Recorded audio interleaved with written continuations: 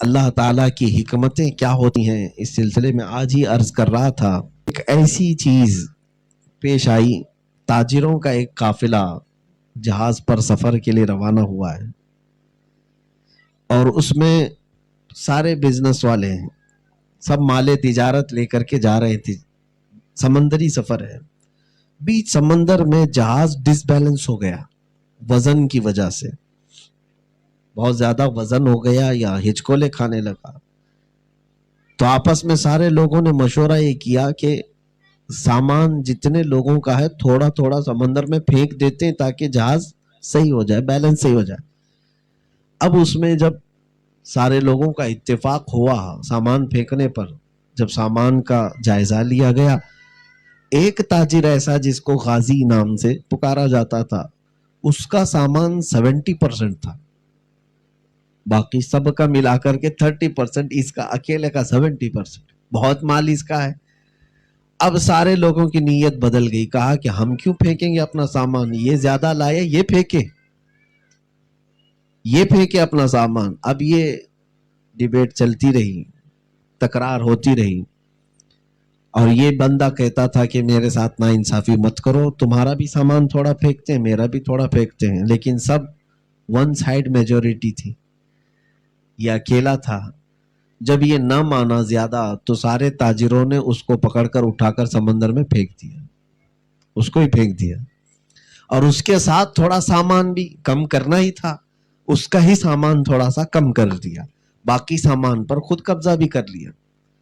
سب فائدے میں تھے. ایک کو جہاز میں سے اٹھا کر پھینک دینا، باقی سب راحت میں.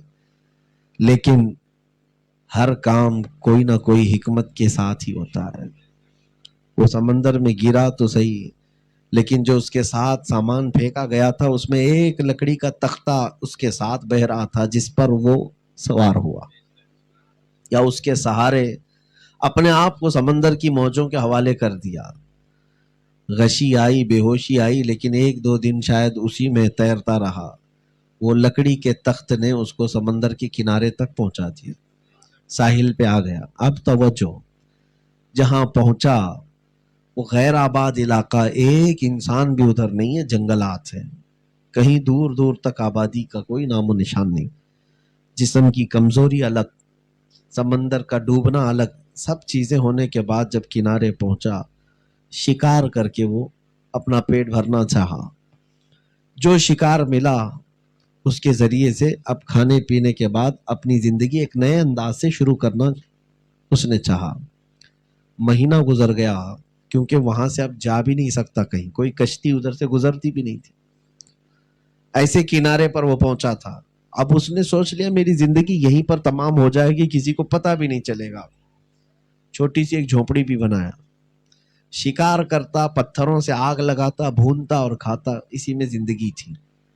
ایک رات جھونپڑی میں سویا تھا، اس کے چولہے میں لگی ہوئی آگ اس کی جھونپڑی میں لگ گئی، اندر موجود ہے، اور آگ اتنی تیز لگی کہ وہ جل جاتا، نکلنے کا راستہ نہیں تھا. شعلے بھڑک گئے، جھونپڑی کو جلا دیے. ان شعلوں کے بیچ سے بھی اس کو راستہ ملا، وہاں سے بھی بچ کر باہر نکلا. پھر باہر آیا، جھونپڑی جل کر خاک ہو گئی، دھواں آسمان تک اٹھ رہا تھا.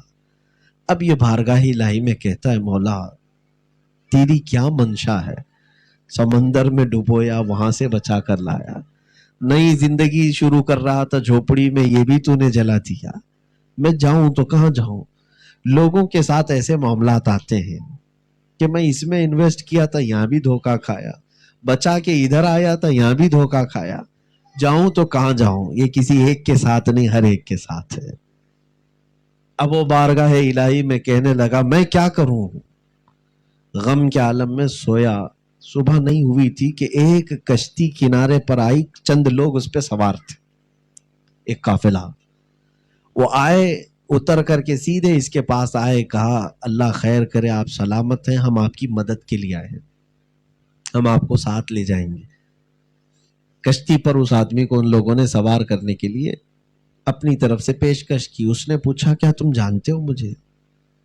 ان لوگوں نے کہا نہیں، ہم نہیں جانتے، ہماری بھی کشتی اصل راستے سے بھٹکی ہوئی ادھر آئی ہے، لیکن رات کے وقت جب کشتی گزر رہی تھی تو ہم نے اس طرف دھواں دیکھا، اور دھواں کا ہونا اس بات کی علامت ہے کہ کوئی مدد مانگ رہا ہے۔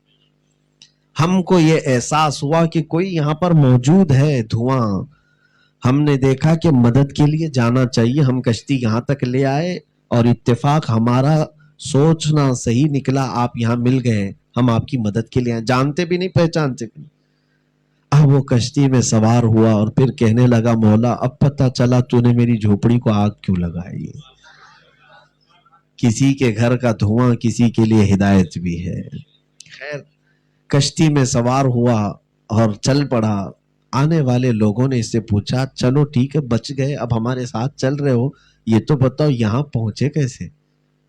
یہ غیر آباد علاقہ ہے، یہاں تک تم آئے کیسے؟ اس نے اپنا واقعہ بتایا کہ میں ایک سمندری سفر پر تھا، تجارت کے قافلے میں نکلا تھا، اور ساتھی تاجر لوگوں نے میرے ساتھ دھوکہ کیا، مجھے سمندر میں اٹھا کے پھینک دیا، میں تو ایک لکڑی کے تختے کے سہارے کنارے تک پہنچ گیا۔ تو اس قافلے میں آئے ہوئے جو مدد والے لوگ تھے انہوں نے کہا اچھا اس والی کشتی سے تم گرے تھے، تمہیں خبر ہے وہ کشتی تھوڑی دور آگے جانے کے بعد پوری غرق ہو چکی تھی، اور سارے تاجر اس میں مر گئے، سارا سامان چلا گیا۔ پھر اب کہنے لگا مولا اب یہ بھی سمجھ میں آیا کہ سمندر میں کیوں ڈالا۔